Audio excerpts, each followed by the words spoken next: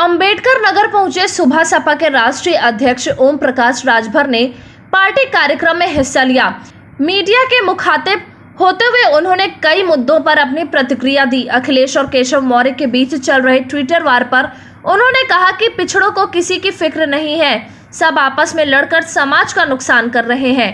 ये लोग चाहे ट्विटर पर लड़े, चाहे फेसबुक पर या फिर जुबान से लड़ें, सही लड़ाई लड़ने की हिम्मत कोई नहीं जुटा पा रहा है।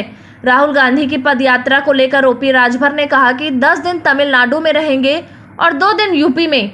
वहीं सुबह सपा छोड़ने वाले नेताओं की तुलना भस्मासुर से की।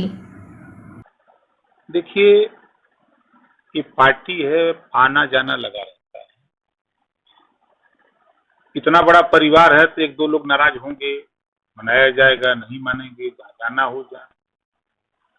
तो हम लोगों का प्रयास है कि हम लोग देखिए विचार लेके चल रहे हैं। महात्मा ज्योतिबा फुले, छत्रपति साहू जी महाराज, महाराजा सुहेलदेव, बाबा साहब डॉक्टर अम्बेडकर, मान्यवर कांशीराम जी, इन सबके विचार को लेकर के हम लोग उस आंदोलन को आगे बढ़ा रहे हैं। तो स्वाभाविक है, ये लड़ाई सब लोग नहीं लड़ सकते। इस लड़ाई में जैसे आपने देखा होगा कि जब शंकर भगवान ने भस्मासुर को आशीर्वाद दिया, कि जब शंकर भगवान से कहा कि आशीर्वाद वरदान मांगा, तो शंकर भगवान ने कहा कि जाओ, तुम जिसके ऊपर हाथ रखोगे वो जल के भस्म हो जाएगा।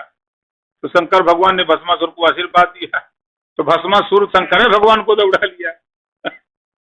तो जिसको हम लोग नेता बनाए, जमीन से उठा करके इस ऊंचाई तक पहुंचाए, और आज मुझे तकलीफ है, लेकिन सबसे बड़ी तकलीफ इस बात की है कि जिस झंडे और टोपी के दम पर विधानसभा का चुनाव लड़ा, मुख्तार अंसारी के खिलाफ 6000 वोट से हारा वो व्यक्ति लोकसभा का चुनाव लड़ा, अपना पैसा लगाया, और उसी झंडे टोपी के बल पे वो आदमी राष्ट्रीय उपाध्यक्ष की संज्ञा देता कि मैं राष्ट्रीय उपाध्यक्ष था, और उसी झंडे और टोपी पर उसी के सामने रमेश सिंह जूता जूता उस झंडे और टोपी को कचड़ रहे हैं, उसी पर पान खा के थूक रहे हैं। महाराजा सुहेलदेव जी का अपमान ओम प्रकाश राजभर कतई बर्दाश्त नहीं कर सकता है। एक नहीं, सैकड़ों लोग चले जाएं, लेकिन महाराजा सुहेलदेव जी का सम्मान कभी झुकने नहीं देंगे। जब मौका था, 4 बार समाजवादी पार्टी की सरकार बनी, जब उस समय गारंटी थी कि बनाया जा सकता है, तब तो अखिलेश जी को याद नहीं आया। बहुमत थी, 224 सीट का बहुमत था, तब मौर्य जी याद नहीं आए, चौहान जी, पाल जी, पटेल जी, ब्राह्मण, राजपूत, भूमिहार नहीं याद आया, तब तो यादव जी खाली याद आते रहे। और जब न बनाने की बात है तो फिर भाई कुछ भी कहिए। अगर अखिलेश जी इस बात को कह रहे हैं तो शायद आपको मालूम होगा, 4 सितंबर 2013 से एक आदेश हाई कोर्ट ने किया था, अखिलेश जी मुख्यमंत्री थे, अमीर और गरीब के बच्चे एक साथ सरकारी स्कूल में पढ़े। क्या इन्होंने फॉलो किया?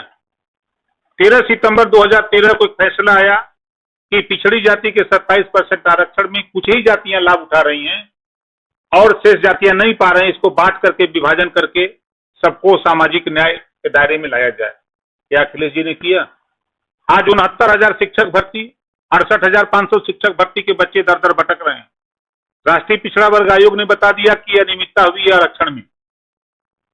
सरकार ने मान लिया, हाई कोर्ट ने मान लिया। क्या अखिलेश यादव जी कभी मुख्यमंत्री से मिलकर के इस बात को कहे कि भाई ये इसको सही करिए? क्या मायावती जी मिलकर इस बात को कही? क्या कोई नेता जो पिछड़े दलित आपस में लड़ करके समाज का नुकसान कर रहे हैं?